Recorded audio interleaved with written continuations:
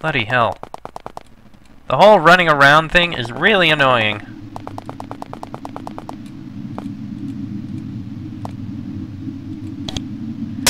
Hello, wolf. Beast. Whatever the hell you are. No. There we are. You die already. There we are. Oh, a level up for Septimus. Okay, Septimus. You... points in first aid. We may need to use it later. Alright, you. Have you seen an entrance to the palace on one of your patrols? Valdo thinks. Yes, I have seen some peculiar hedges on my patrols. She points to the north. There are places where they look dry and thin. I always attributed it to Crumb's incompetence. Now it occurs to me that one of them may be a secret passage. Ask Crumb if he has ever seen any odd gaps in the hedges. Really? I need to go back to Crumb again? Christ almighty. Alright. Bloody hell. All this running around is more annoying than anything else. Can we just finish this? Apparently there are some odd gaps in the hedges. In my hedges? He thinks for a very long time. Then realization hits. Yes, there is a section of hedge all around told me never to work on. It's due west of here. Examine it carefully and you may be able to find a gap. Thank you for your help. Now, should the hedge prison start to disappear, I may have an escape route, and I may share it with Vlado, if and only if she apologizes for her arrogance. He grins. You can now find the exit from the prison. Yay! Finally, we can get out of here! Now let's get out of here before too many more of those wolves show up.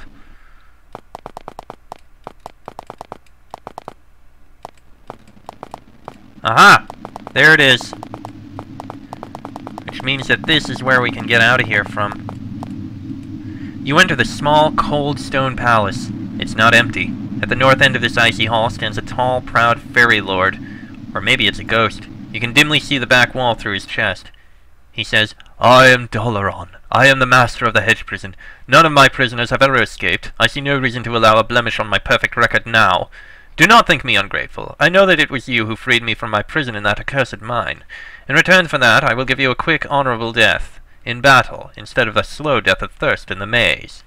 He claps his hands and two nether beasts appear to either side. They howl and charge toward you. Ah, son of a bitch! Damn it, now we're gonna need to resurrect him again. Okay, you know what? Quicksilver feet on him. If we die here... we better not die.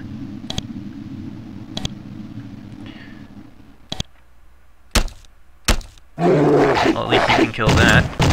Oh, great.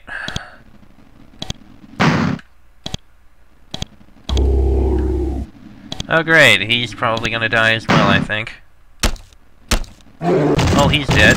Okay, good. Actually, I think he might survive. Which means we'll be able to get out of here. You can't get there yet. You can reach him. Alright, we can kill Doralon. And we will. And then we will resurrect our companion, and we will get the hell out of here at last. There, Doralon is dead. Okay, now...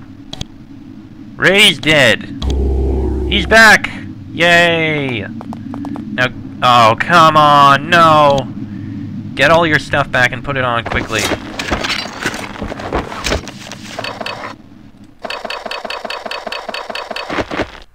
Too many items! Right. He has to actually wear his things. Oh, come on! You're kidding me!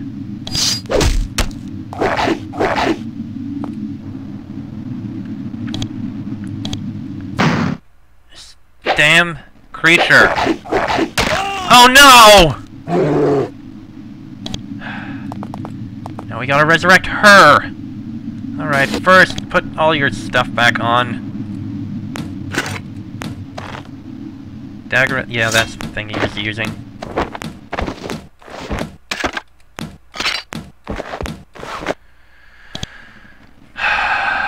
Great, and now I need to... organize which belongs to what. That. We don't really need that anymore. That.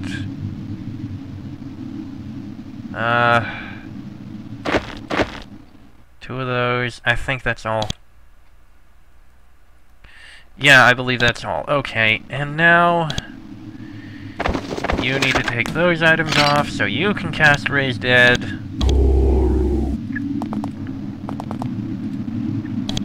And you can take all your stuff.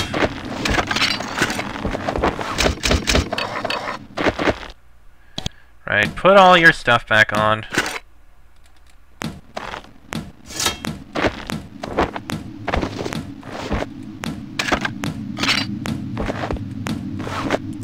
There.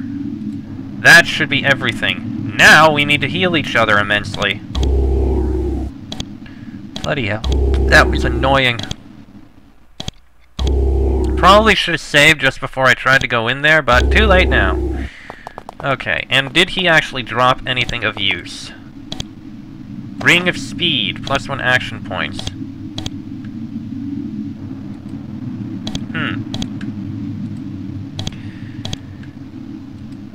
No. Javelins and slings. Nothing. Nothing that I think would be useful for, but I'll grab it anyway so we at least have it. That's probably the way out, I imagine. Ooh. Disarm the trap, and we have... Ooh, look at that! Break barrier, call spirit, armor ring, which we don't need, restoration brew, and balm of life. Okay, we have some things. All that leaves is getting out of here. And let's get out of here. This room is dominated by a deep black pit. A constant breeze blows past you, into the room, and down in the hole. It seems to be sucking everything around you in. Do you enter the room? Yes. The moment you step inside, the pit starts to suck in the air faster. It hungrily gulps the wind in, creating a whirlwind. You try to back away, but the gusts buffet you inexorably towards the edge of the pit and over. You fall and fall, tumbling through blackness. You lose consciousness. And then... Well, we're back. Which means that that's the way up into the last bit of this. Oh boy. You know what? Normally I'd end it here. I don't know how big the area up there is, but we're pretty much at the end. We may as well. That said, what I need to do now, they need energy. So, energy draught, and you... all you have is an energy draught. So you can actually make a couple energy draughts if you don't mind. Actually, you know what? Give an energy elixir to her. And make a couple energy draughts.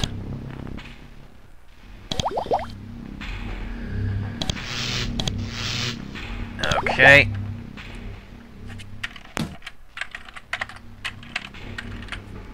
There we are. That'll help. And you can drink that. Okay. Alright, let's go up here. Nethergate level. Stay away from gate. Obey all orders. Leave supplies at periphery. You have reached the highest level of the Spire of Ages. The Nethergate is to the south. You've never seen it, but you can feel it. The power in the air is starting to make you feel like you're going mad. Every bone, every hair, every part of you is starting to tingle and vibrate. You get a splitting headache. Every instinct tells you that you should be running for your lives. You have no choice, though. You have your orders. You're almost to the end. Emergency treatment storage. Oh, we can pick the lock. Ooh, there's a lot of stuff in here. Alright. Alright, where are the, you have... You take one, you take one. Excellent, that is needed. From here, you can see the Nethergate. It's enormous, a ring of huge polished standing stones. In the middle of the ring, a fire burns, a constant fire of lightning and ozone, ready to devour anything that comes close. There is a huge open walkway around the gate. This area is empty and yet not empty. You see multitudes of shades, of fairies, of goblins, of Fomorians, of many other creatures, barely perceptible, superimposed on each other, waiting. As you watch, the energy of the gate begins to increase in intensity. Something is about to happen. It's hard to look up there, considering the brightness of the maelstrom inside the circle, but there are about a dozen fairies running the show. You can see that one of them is Silac. He is casting a small spell at one of the 3 pedestals ringing the circle. The pedestals have the 3 artifacts on them which you recovered and then lost again. You have no idea how you could affect the gate, although the 3 artifacts may have something to do with it. Getting up there without being slain, however, could be a problem. You notice that the edge of this enormous room is dominated by huge blocks of stone, piles of wood, and other building supplies. If you stuck to the outside wall, you might be able to move around unnoticed. We'll do just that. Just want to take a look over on this side first. Might be something in here. Ah, more supplies. Excellent. Not taking the poison elixirs. Alright. You can use an energy elixir, and you are actually going to drink this one. Alright. Now, stick to the outside walls, and we should be able to be fine.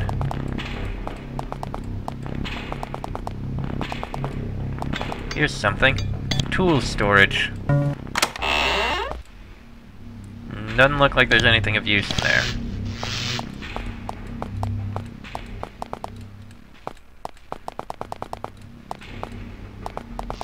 Okay. Looks like there might be something over here. More tool storage. Ah, no, there's actual items in here. Let's see. Inside this cabinet, you find a dozen thick purple robes. They look very similar to the robes worn by the fairies working on the Nethergate. If you wore them, you might be able to remain camouflaged for a little bit longer. You take several robes and put them on. They're very heavy, and they're large enough to cover all of your exposed skin. They're probably designed to help protect the workers from nasty accidents. You're the wrong shape to be mistaken for a fairy, but the robes are bulky enough to disguise you if the observer doesn't look closely. And being blind wouldn't hurt. Excellent. So with this, we'll be able to get closer. Let me just take a look around the edges a bit more first. The area in front of the nearby stairway doesn't have any supplies in it. That means that it's completely visible to the fairies on the platform. Walking out there might expose you to your enemies. Okay, we'll avoid there. Checking your robes one last time to make sure they're straight, you step out into the open. Silac looks at you briefly. Fortunately, the operation of the gate is taking up most of his attention. He turns back to his work.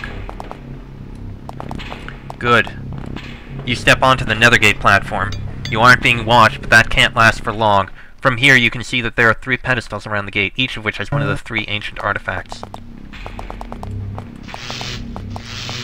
Which means that, from here, we should be able to sneak up and take out those artifacts. We just need to be careful. There's one. There's one. And there's the one at the top. Alright. Let's try with this one first. Let's see. The skull of stone is sitting on this pedestal, facing in towards the gate. A bright red light glows in the eye sockets, making the thing look almost alive. Rays of lightning constantly bounce from the skull to the gate and back again. The explosions are so intense that there's no way you could grab the skull without getting struck. You could still try to take it. Let's try and look at the others first. The crown of the Lost Warriors, recovered with great effort from Anwin, is sitting on top of this pedestal. It no longer looks as ugly as it did before. Now that it is near the gate, it glows brightly and looks like silver. Rays of lightning constantly bounce from the crown to the gate and back again. Again, explosions so intense, no way we can grab it without getting struck. The Eye of Cathrak is sitting on this pedestal, facing in towards the Nethergate. It is glowing blue, and it looks like it's a living thing now. It rolls back and forth, watching the gate.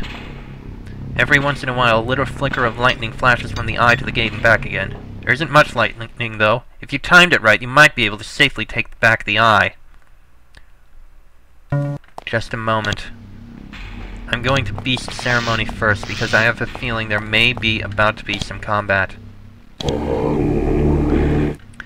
We will take it. Silac screams, "No, you fool! What are you doing?" He's too late. Timing it just right, you grab the Eye of Cathrak and wrap your hand around it. The moment it's blinded, the Nethergate starts to waver and shake. Silac starts to cast a spell, trying to keep the gate stable. You try to stop him, but the energies that have been unleashed knock you to the floor. Silac says, "Enough of this! Too much time has passed! We must begin!" You see movement out of the corner of your eye. A small group of Brigante's warriors, whom you've never seen before, run onto the platform. They're carrying crystal wands, and they have the cuts and scratches of recent battle. You wonder who they are. Then Silac finishes his spell, and the world rips open. As Silac raises his arms and intones the final words of the spell, the gate stabilizes. A hole opens and you see another world beyond, lush, green, and untouched. One by one, the shades surrounding the Nethergate start to grow solid and float towards the portal. However, you have damaged its stability. As you watch, the view changes. It's still the same world, but in a different age. You watch the fantastic, the strange, the magical creatures of your world float through the gate and away forever. Time slows to a crawl as you watch dragons and selkies pass, fairies and goblins. As they go through, the portal view shifts again and again, seeding fairykind throughout all the ages of the new world.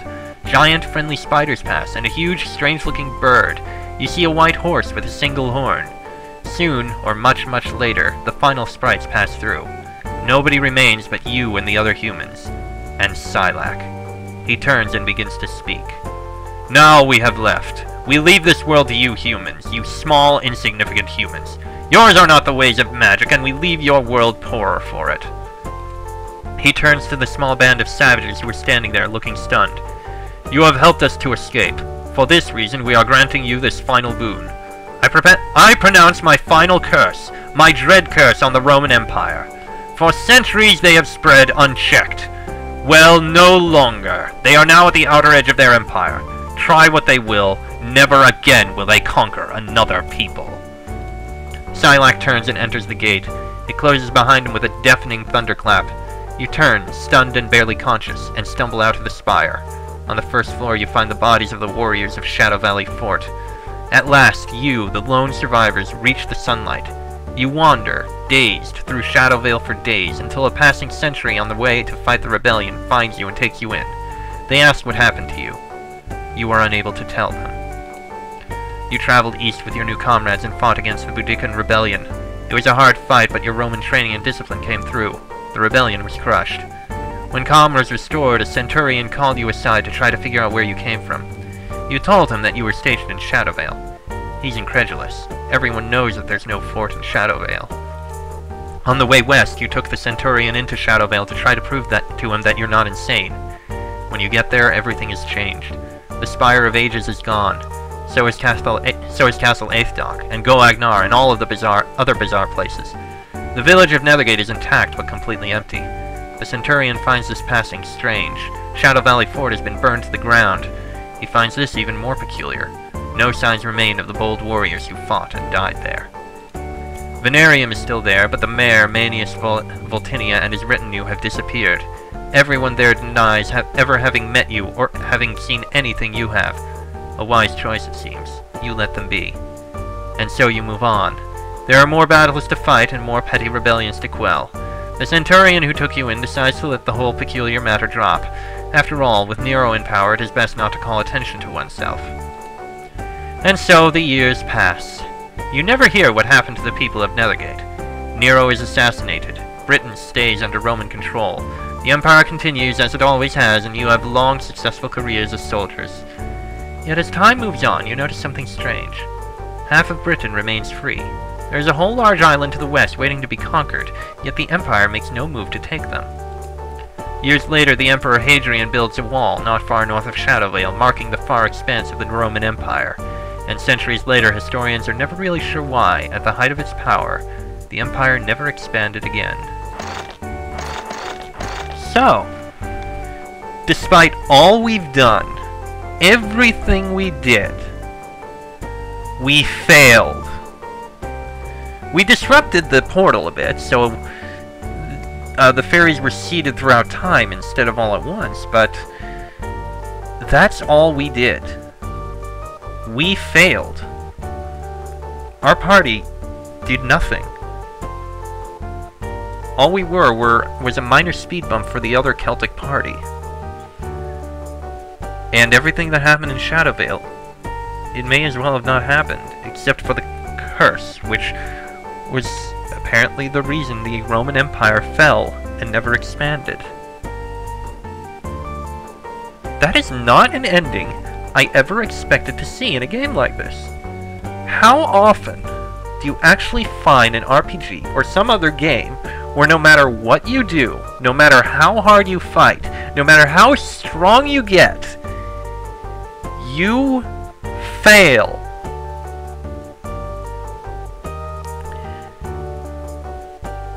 I admit, I am surprised. And I kind of like some, and I admit, I like it. I like some of the twists they put in. I like some of the various references to other cultures they put in. The references to other stories, to other tales. The Ifrit, Raven, the little bits you found.